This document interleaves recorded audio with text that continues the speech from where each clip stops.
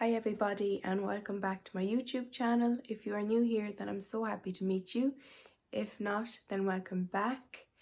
Before we get into today's video, please subscribe to my YouTube channel. Give this video a big thumbs up. Be sure to comment down below and we can keep the conversation going. Also, if you could share my channel with your friends or with people you know or with people you feel might get something from my channel, that would also be fantastic. You can also follow me on Instagram and Twitter, and I will leave those details in the description box down below. Before I get straight into today's video, I wanted to talk to you about why I haven't done a video in a little while. It's probably been a month or so. I was suffering with burnout. I also ended up getting COVID and also getting a chest infection after getting COVID. And so I was really tired, I was really burned out, and I just was not able to do any videos. I spent a lot of time resting at home, and then I also spent time with my mother, and I spent time with some of my closest friends as well, just getting my energy back, getting back into things, making sure I felt ready to come back and do videos, which I'm feeling better now and I want to continue my videos. I will do a video specifically on burnout at some point because I know it's something that a lot of autistic people will associate with, so I would like to do a video specifically on that. But in today's video, you can probably tell by the title, I'm going to be talking about if not ABA, then what? My last video I did was on ABA and why it is harmful. If you haven't already seen that, then I think it would be fantastic for you to check it out. It was my last video. So a question I think a lot of people and a lot of parents will ask is, if ABA is harmful, then what can I do instead of ABA? So I suppose first of all what I would say is, just because somebody is autistic, just because I'm autistic or your child might be diagnosed with being autistic, does not necessarily mean that we need therapy. There is no therapy for being autistic, and not everybody will need therapy of any kind. It's a spectrum, and I always think that on that spectrum everybody will need different support needs on that spectrum. The support needs I might need, you might not need, and so on and so forth.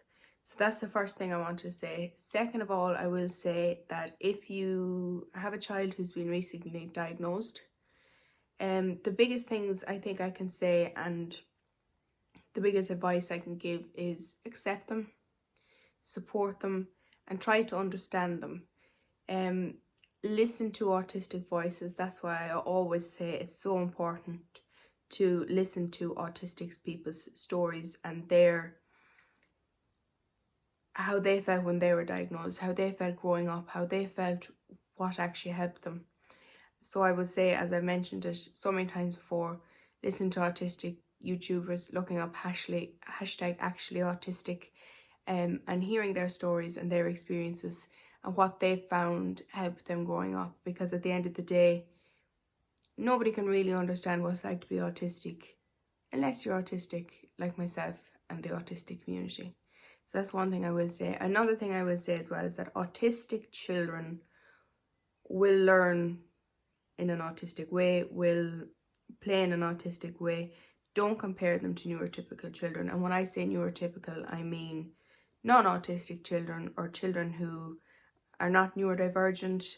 Neurodivergent being a child who is autistic, has ADHD, dyspraxia, dyscalculia, dyslexia, Tourette's. So that's what that means. I did do a previous video talking about some of the various terms that you will probably hear as you go on your journey with your child who's been diagnosed as autistic. I would say check that video out, as it can be quite helpful to understand some of these terms. But yeah, don't compare your autistic child to non-autistic children, because that's not going to be helpful. We are going to learn in a different way to non-autistic children, non-autistic young people, adults. It's the way it is. I will also mention something, and this is, I've mentioned them, I believe I mentioned them in my ABA video, and that is Awesome Training. I will leave their details down below. They are on Facebook, they have a website.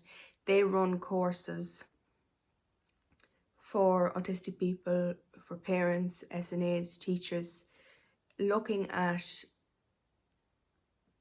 various different, perhaps autistic traits or areas within autism, like maybe stimming or autism and behaviour, and different courses. And I have checked them out, and I want to do some of them myself because I think they really, really look fantastic.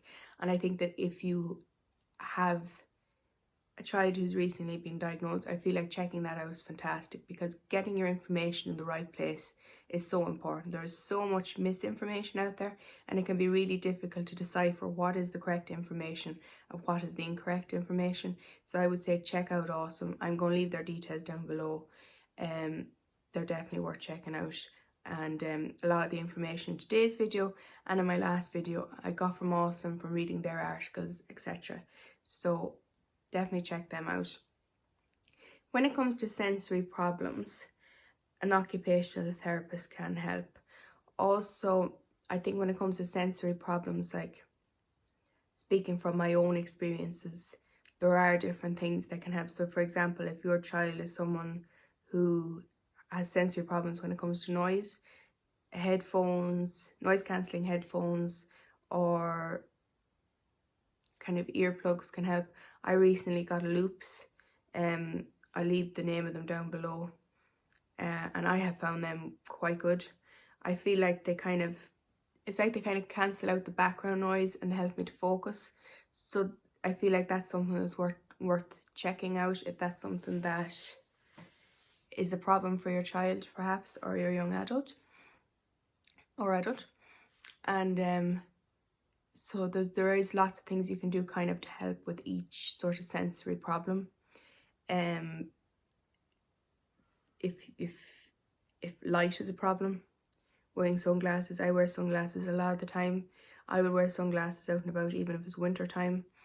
Another thing is perhaps having like dimmed lights. So I find like I can notice different light bulbs when they're like extremely bright. Like if there's an extremely bright light bulb, I would find that really difficult, and it'd be difficult for me to concentrate on anything else. So again, that's something. These are just from my own experiences. I know everybody will have different sensory problems, but there would be two, light and sound noise, they would be two of the things that I would have struggled with.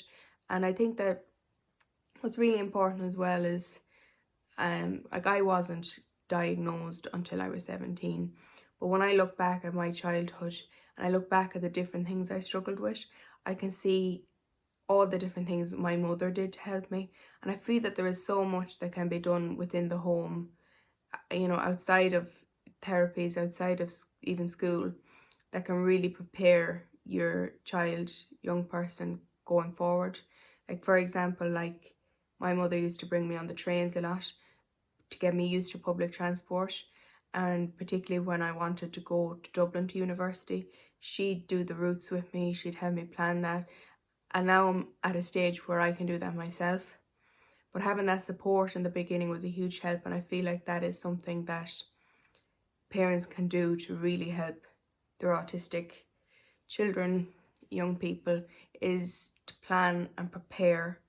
And because, as everybody knows at the moment, there's a big discussion around schools and lack of places for autistic children and teenagers, and I don't want to get too much into that today because it's a big issue at the moment. But I feel like because that is such a big issue, we have to think about what can be done within the home. And I feel like, you know, I think parents are fantastic, and I think back to my own mother. She didn't even know I was autistic, but all the fantastic things she did to help me. And you know, the traveling with me on trains and things like that is just one example of that. But that's something that I just wanted to mention, because I do understand that school can be such a big issue, and I know that some parents will choose to homeschool as well. Then another thing I wanted to say was like stimming and other autistic traits. Again, if you look back at my videos, I would have done a lot of videos on different autistic traits. So I'm using stimming as an example. You know, things like eating particular foods perhaps every day on a daily basis, or having certain foods that you will eat, or having it that you don't want your foods touching on a plate, for example. At the end of the day, I would think of them as autistic traits. They're not something that needs to be changed. They're not negative. It's, you know, if you are autistic, you are going to have autistic traits. If your child is autistic, they're going to have autistic traits. And I feel like that's something that doesn't need to be changed within an autistic person. They are just autistic traits. When it comes to speech then, speech therapy can be a help. And also if the child is not communicating verbally, what some people would call non-verbal, I prefer to say non-vocal or non-speaking. AAC, which is, I want to get this right, augmentative alternative communication. I think technology has been so fantastic in changing how people can communicate, how autistic people can communicate. And AAC users do say that early intervention is important, so starting early to use these devices can be really, really helpful. I think helping your child to build their confidence is very important, or your teenager or young adult. Meeting other autistic people, because when you have a group of people, a group of children that meet who are all autistic or neurodivergent, I think that can be really good, because it does give, I feel like each child or person kind of has a better understanding of each other. So I do feel like meeting up with other autistic children or young adults or whatever can be really helpful.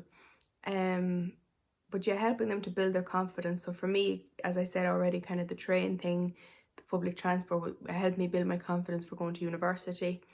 And I think there can be different milestones within life like that, I suppose, that you can help your child or your teenager to become confident with, and to help them feel independent.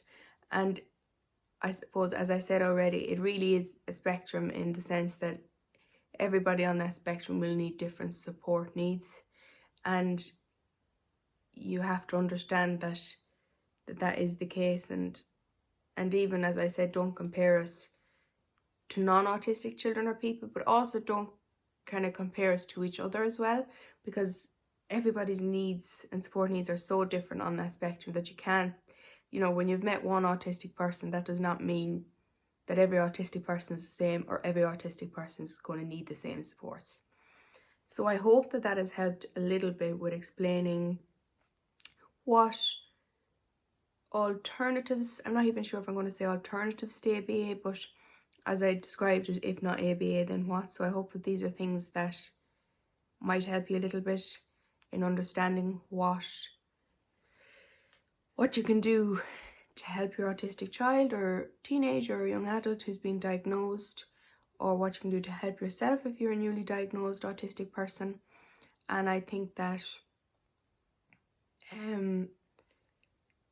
as I said already, checking out Awesome Training I think would be a big help.